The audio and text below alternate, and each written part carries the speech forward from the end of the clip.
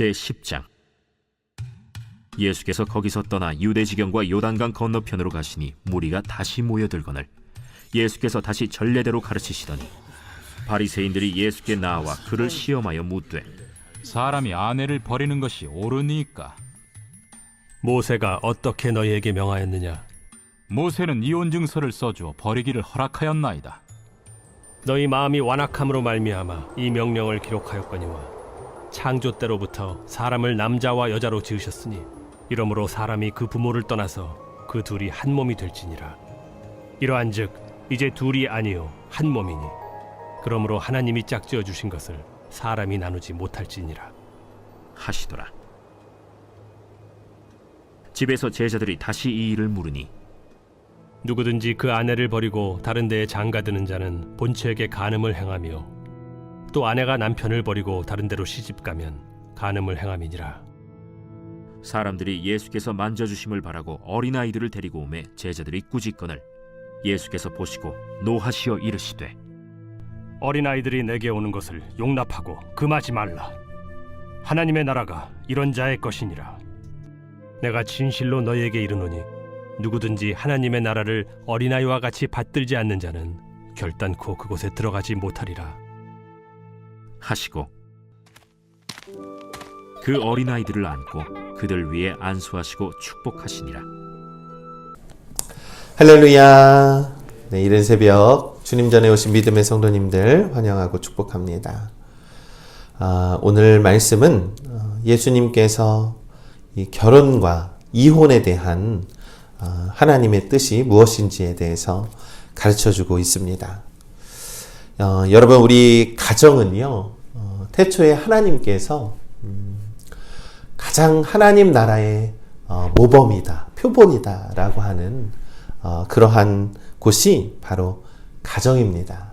그래서 여러분들이 가정을 이 하나님의 말씀과 뜻대로 잘 지키는 것은 우리가 하나님 나라에 합당한 그러한 작은 하나님의 나라를 만들어가는 곳이 우리가 가정이라는 것을 꼭 기억하시고, 우리가 가정 안에서 언제나 우리 화목하고 우리 자녀들을 잘 가르치고 또 우리가 하나님의 말씀 안에서 가정을 세워나가야 한다는 것은요, 우리에게 주신 너무나도 큰 하나님의 사명인 줄을 믿습니다. 그래서 오늘 예수님께서는요, 이 결혼과 이혼에 대해서 가르치면서 하나님의 뜻이 무엇인지에 대해서 오늘 우리들에게 가르쳐주고 있습니다. 이 마가복음 10장 1절의 말씀, 예수께서 거기서 떠나 유대 지경과 요단강 강 건너편으로 가시니 무리가 다시 모여들거늘 예수께서 다시 전례대로 가르치시더라. 예수님께서는 이 갈릴리 지역 가버나움을 떠나서 남쪽으로 이동하고 있습니다. 오늘 유대지경 요단강 건너편에 도착했다라고 하지요. 여러분, 이 말씀은 점점점 예수님께서는요, 목적지인 예루살렘으로 가까워지고 있다라는 것을 의미하는 것이죠. 예수님은 가이사라 빌립보에서요, 제자들에게 처음으로 자신이 고난을 받을 것과 죽음 이후에 부활하실 것을 그들에게 가르쳤습니다. 그리고 그분의 발걸음은 이제는 점점점 고난과 죽음, 부활의 장소인 예루살렘을 향하고 있었다라는 거예요.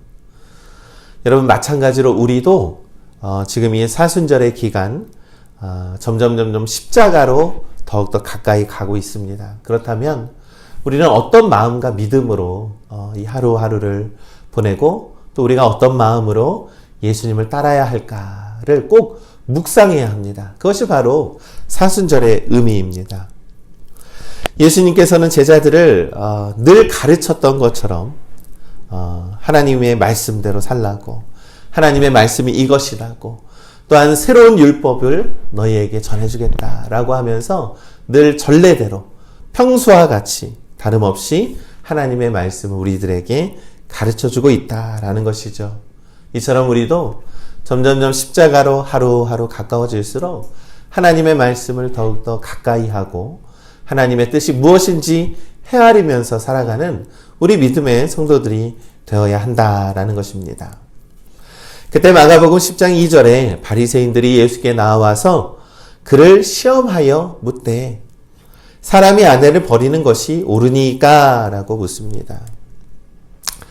여러분, 예수님께 모여든 많은 무리 중에 또 바리새인들이 있었습니다. 그래서 그들은 예수님께 사람이 아내를 버리는 것이 옳은 일입니까? 라고 질문을 했는데요. 이것은 이혼에 대해서 예수님에 대한 의견을 묻는 그러한 질문입니다. 그런데 이들의 표현을 좀 보면 이혼을 아내를 버리다라고 하는 표현을 씁니다. 이 당시 여성의 위치를 말하고 있는 것이죠. 여러분, 유대인들에게 있어서 이 여성의 위치는 너무나도 낮은 그러한 부류의 사람들이었습니다. 그래서 더욱 이 질문 속에는 이 자기 아내와 이혼해야 하는 남자의 권리가 무엇인지에 대해서 이 바리새인들이 묻고 있었다라는 거예요. 그래서 유대교의 법과 관습에는 여자가 자기가 주도적으로 남편과 이혼한다라고 하는 개념이 없었다라는 겁니다. 그래서 무조건 남자들이 허락을 해야지만이 이혼을 할 수 있다라고 이렇게 생각을 하는 거예요. 그런데 바리새인들이 왜 예수님께 이혼에 대해서 물었을까요? 우리가 잘 살펴보면 이것은 우리가 헤롯 안티파스 왕이 분봉 왕으로 있었다라는 것이죠. 근데 세례 요한이 이 헤롯 왕에게 한 번은 세례 요한이 동생의 아내를 취한 일을 가지고 책망을 했잖아요. 그로 인해서 세례 요한이 죽임을 당했습니다. 이처럼 바리새인들도 이 예수님을 위험에 처하게 할 수 있는 그런 민감한 질문을 바로 예수님께 했다라는 것이죠. 이것에 대해서 예수님이 대답을 합니다. 마가복음 10장 3절과 4절의 말씀에 대답하여 이르시되 모세가 어떻게 너희에게 명하였느냐? 이르되 모세는 이혼 증서를 써주라 버리기를 허락하였나이다. 이렇게 말씀하죠. 여러분, 이 말씀을 좀 자세히 보면 예수님께서 모세가 어떻게 너희들에게 명령했느냐라고 물었는데 바리새인들은 증서를 써 주어야 한다라고 허락을 했습니다. 라고 이렇게 대답을 합니다. 여러분, 이 말에는 이 예수님과 바리새인들이 같은 말씀을 보고도 다르게 해석을 하고 있었다라는 겁니다. 이 신명기 24장의 말씀을 보면 사람이 아내를 맞이하여 데려온 후에 그에게 수치되는 일이 있음을 발견하고 그를 기뻐하지 아니하면 이혼 증서를 써서 그의 손에 주고 그를 자기 집에서 내보낼 것이요. 이 신명기에는 이혼에 대한 율법이 들어있는데 이것을 하나님의 명령으로 기록을 했다라는 거예요. 그래서 바리새인들이 이혼을 하기 위해서는 그냥 이혼 증서를 써주고 그렇게 선포를 하면 되는 겁니다. 그런데 그것을 자기의 허용으로 생각을 하고 있었다라는 겁니다.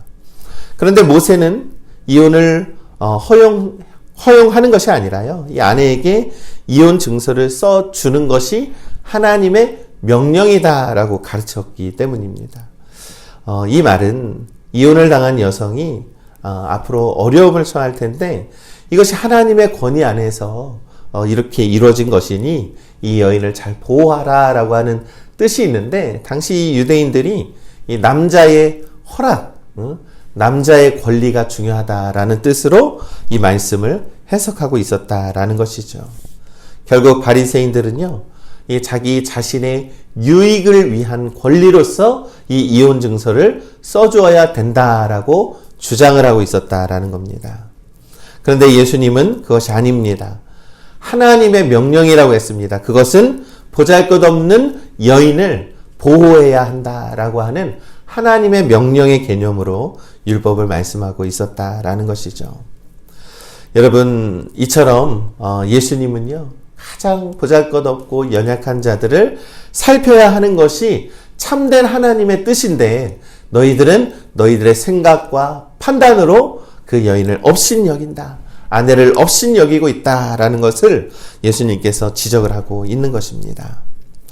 여러분, 우리는요, 이 성경의 말씀을 볼 때 이 자기의 책임에 대해서 묻지 않고 우리의 권리에 대해서 집중할 때가 분명히 있습니다. 쉽게 예를 들어서 이 술을 마시는 문제에 있어서도 에베소서 5장 18절에 술 취하지 말라. 이는 방탕한 것이니 오직 성령으로 충만함을 받으라 라고 말씀을 했습니다. 그런데 이 어떤 사람들은 이 술 취하지 말라 라고 하는 이 성경 구절을 그러면 취할 정도만 마시지 않으면 되는 거 아닌가 라고 스스로 판단을 한다라는 거예요. 그러한 해석이 절대 아니죠. 이것은 명령으로서 우리가 어떻게 삶을 살아야 하는가에 대해서 가르쳐주고 있는 것이죠. 예를 들어 그리스도인들이 정말로 자신의 슬픔과 어려움을 가지고 있다라고 하면 그것을 술로 해결하지 않고 오직 성령의 위로와 은혜를 간구한다라는 것입니다. 그것이 진정한 뜻이라는 것이죠. 그런데 우리는 자기 합리화적으로 이렇게 성경을 해석하고 자기중심적으로 그 말씀을 받아들일 때가 분명히 있다라는 것입니다. 마찬가지로 예수님께서도요, 이 바리새인들에게 이것을 지적하고 있었다라는 거예요. 하나님의 말씀에는 순종해야 하고 책임을 가져야 하는데 너희들은 그 책임을 가지려고 하지 않았다라는 것입니다. 그래서 마가복음 10장 5절에 예수님께서 그들에게 이르시되 너희의 마음이 완악하다라고 말을 합니다. 그로 말미암아 이 명령을 기록하렸거니와. 이 예수님께서는요, 신명기에서 이 이혼에 대한 말씀을 주신 것이 하나님의 명령이거늘 너희들은 너희들의 이익을 위해서 권리 때문에 그것을 이용하고 있다라는 것을 표현하고 있는 것입니다. 그것은 마음이 완악하다라는 겁니다. 이 남편들이 아내를요, 업신여기고 아내를 자신의 욕망을 채우기 위한 수단으로 삼았기 때문입니다. 여러분, 우리가 이때 유대 당시에 이 사회에서 이 여자를 업신여기는 것은 사실 당연한 일입니다. 왜냐하면 여인과 어린이들은 너무나도 낮은 부류의 사람들이었기 때문이죠. 그러나 예수님은 말씀합니다. 아내를 업신여기는 것이 아니라 아내는 보호해야 하는 존재이고 아내는 사랑받고 아내는 정말로 잘 지켜야 하는 것임을 예수님께서 다시 한번 가르치고 있는 것이죠. 여러분, 그것은 바로 가정을 바로 하나님의 나라로, 작은 하나님의 나라로 여기는 예수 그리스도의 하나님의 뜻이 담겨 있다라는 것입니다. 사랑하는 우리 믿음의 성도 여러분, 우리는 가정에서 아내와 남편을 존중하고 또한 하나님의 말씀과 주 예수 그리스도의 사랑으로 서로 사랑하며 살아가고 있는지 꼭 점검해 보시기를 간절히 소망합니다. 여러분, 가정이 화목해야 합니다. 가정이 화목해야 우리의 신앙과 믿음도 더욱더 하나님 앞에서 떳떳할 수 있는 것입니다. 우리가 온전히 하나님을 믿는 것과 더불어서 가정을 잘 지켜 나아가는 것이 또한 주 예수 그리스도의 뜻임을 우리가 믿는 것입니다. 세상은 너무나도 정욕적이고 가정 역시도 너무나도 무너뜨리려고 하는 그러한 일들이 오늘날에 너무나도 많이 있지만 주 예수 그리스도를 믿는 우리 믿음의 성도님들은 우리의 가정을 잘 지켜 나아가면서 하나님의 나라를 만들어 가시기를 간절히 소망합니다.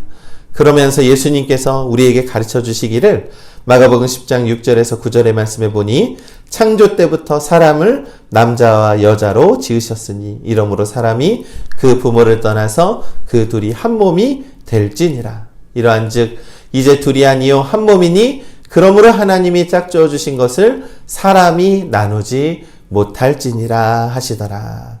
아멘. 그렇습니다. 가정은요, 아내와 남편은요, 둘이 아니요 한 몸이다 라고 가르쳐주고 있는 것이죠. 결국 결혼이라고 하는 것은요, 부부가 연합하여 하나가 된다라는 것입니다. 이것이 바로 하나님께서 태초에 말씀하신, 명령하신 그러한 창조의 목적이라는 것입니다. 그러니 여러분, 우리의 가정, 우리의 부부의 관계를 소중히 여기시기를 간절히 소망합니다. 예수님은 이혼이라는 것은 결코 가벼운 것이 아니다. 쉽게 너희들이 결정해서 이혼 서류를 써주면 되는 그러한 일들이 아니다라는 겁니다. 하나님께서 명령하셨는데, 하나님의 그 명령을 거역했어야 되겠습니까? 그러면서 마가복음 10장 10절에서 12절의 말씀에 집에서 제자들이 다시 이 일을 물으니 이르시되 누구든지 그 아내를 버리고 다른 데에 장가드는 자는 본처에게 간음을 행하며 또 아내가 남편을 버리고 다른 데로 시집가면 간음을 행함이니라. 예수님께서 말씀하는 것이죠. 아내가 남편을 버린다라고 하는 것은 결코 정당화되는 것이 아니다라는 겁니다. 또한 이 말씀에서 예수님은 아내가 남편을 버린다라고 이렇게 표현을 합니다. 이 남편이 아내를 버린다가 아니라 이 여성도 똑같이 남편을 버리는 거다. 너네도 그렇게 여성들을 무시해서는 안 된다라는 것을 예수님께서 표현하고 있는 것이죠. 그러면서 분명하게 말하는 것은 이혼을 하는 것이 하나님의 명령을 어기는 것이다. 그러니 하나님께서 한 몸을 이루게 한 그 부부의 관계를 결코 깨뜨려서는 안 된다라고 가르쳐주고 있습니다. 우리 믿음의 성도 여러분, 오늘 가정에 대해서 우리 예수님께서 주시는 말씀을 꼭 기억해야 합니다. 그러면서 이어지는 말씀이 사람들이 예수께 만져주심을 바라고 어린아이들을 데리고 오매 제자들이 꾸짖거늘 이 말씀으로 이어집니다. 이혼에 대해서, 가정에 대해서 예수님께서 가르쳐 줬습니다. 그런데 사람들이 아이들이 예수님이 만져주기 원해서 데리고 오는데 제자들이 그것을 데려오지 못하겠다라는 거예요. 그런데 성경을 자세히 보니까 예수님께서 그것을 보시고 노하시어 예수님께서 화를 냈다는 거예요. 제자들에게 화를 냈습니다. 그러면서 어린아이들이 내게 오는 것을 용납하고 금하지 말아라. 하나님의 나라가 이런 어린아이들의 것이다. 내가 진실로 너희에게 이르노니 누구든지 하나님의 나라를 어린아이와 같이 받들지 않는 자는 결단코 그곳에 들어가지 못하리라. 이 예수님께서 노하셨다라고 이렇게 표현을 한다라는 것은요, 많이 화가 나셨다라고 하는 표현입니다. 이 제자들이 얼마나 어리석습니까? 예수님이 노하신 이유는요, 여전히 너희들도 이 세상의 방법과 논리로 아직까지 그것을 깨닫지 못하고 이렇게 이 나의 뜻과 하나님의 뜻을 깨닫지 못하느냐라고 하면서 탄식하며 화를 내고 있다라는 거예요. 지금까지 부부에 대해서, 이혼에 대해서 하나님의 나라가 무엇인지에 대해서 설명하고 있는데 여러분, 이 어린아이들은 무엇을 의미합니까? 이 어린아이들도 보잘것없고 사회의 부류에 속하지 않는 그러한 사람들 아닙니까? 이 여성에 대해서 말씀하고 있는데 이 제자들이 어리석게도 또 어린아이들을 이렇게 데려오지 못하겠다라는 것이죠. 여러분, 이것이 바로 오늘날 있는 이러한 기득권자들, 이 권력을 가진 주도권자들의 삶이 바로 이와 같다라는 것입니다. 사랑하는 우리 믿음의 성도 여러분, 하나님 나라는요, 이 세속적인 그러한 관점이 있는 것이 아닙니다. 하나님의 나라는 주 예수 그리스도께서 새롭게 세워주시는 거룩한 나라이고요. 또한 사랑과 믿음의 본질이 가득한 하나님의 나라가 임할 줄을 믿습니다. 그것이 바로 가정에서부터 시작된다라는 것입니다. 여러분들의 가정 안에 주님의 하나님의 나라를 이루어 가시고 그곳에 어린아이와 같이 순수하고 믿음을 붙잡고 연약해서 주님이 아니면 살아갈 수 없다라는 그러한 연약한 믿음의 고백이 우리들 가운데 있기를 간절히 소망합니다.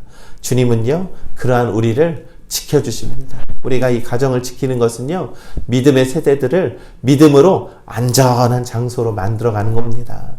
여러분, 피할 곳이 있어야 되잖아요. 그런데 여러분들의 가정이 하나님 나라의 가장 안전한 그러한 장소가 될 줄을 믿습니다. 그래서 하나님 나라의 표본으로 만들어 가시기를 간절히 소망합니다. 하나님의 나라는 예수 그리스도의 사랑이 가득하고 그러한 사랑으로 안전한 곳임을 우리가 믿는 것입니다. 그러한 우리 믿음의 가정을 가꾸어 나아가는 우리 믿음의 성도님들 되시기를 우리 주님의 이름으로 간절히 축원합니다.